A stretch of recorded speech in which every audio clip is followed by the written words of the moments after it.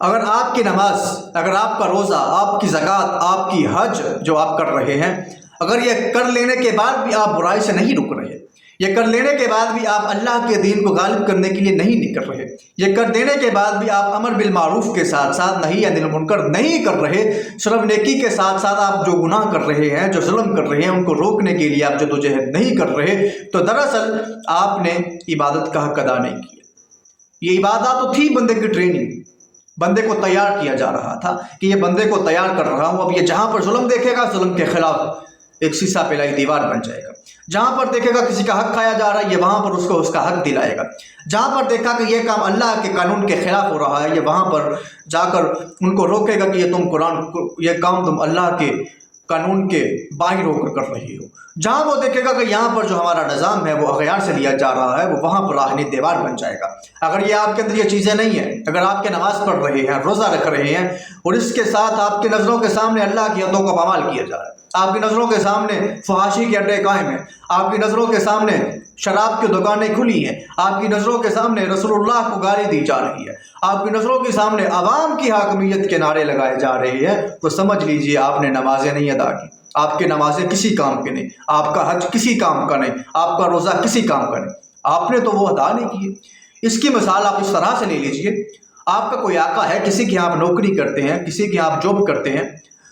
اب وہ آپ کو کہتا ہے کہ جا میرے ملازم فلاں جگہ پر جا، فلاں کام کر رہا، فلاں ہمارا تھوڑا سا کام رہتا تھا، فلاں کے ہم نے کچھ پیسے دینے تھے، یا ہم نے فلاں جگہ یہ نظام قائم کرنا تھا، فلاں جگہ ہم نے اس چیز پر کام کرنا تھا، جا وہ کام کر کے آ گئے۔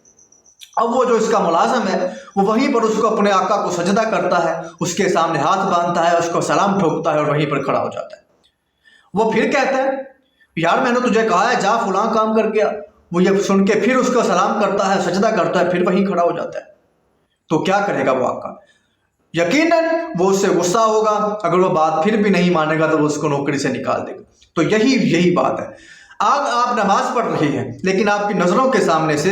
کافروں کا نظام چل رہا ہو، آپ نماز پڑھ رہے ہیں، آپ کے سامنے فحاشی کے اڈے کھلے ہوں، آپ نماز پڑھ رہے ہیں، آپ کے سامنے زنا کے اڈے کھلے ہوں، اور آپ ان کو نہیں روک رہے، آپ ان کو روکنے کے لیے کام نہیں کر رہے، تو یہی وہ آپ مثال لے لیجئے، تو کیا اللہ آپ سے ناراض نہیں ہوگا؟ آپ قرآن پڑھ رہے ہیں،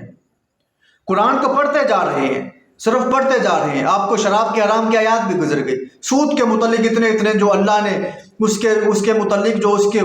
گناہ اور غلاظت بیان کیا وہ بھی آپ کے سامنے گزر گئی، فحاشی کے متعلق آپ کے سامنے گزر گیا۔ وہ پڑھ لینے کے بعد بھی آپ صرف اس کو کہتے ہیں کہ میں نے ایک دن میں 10 پارے پڑھنے ہیں، 20 پارے پڑھنے ہیں،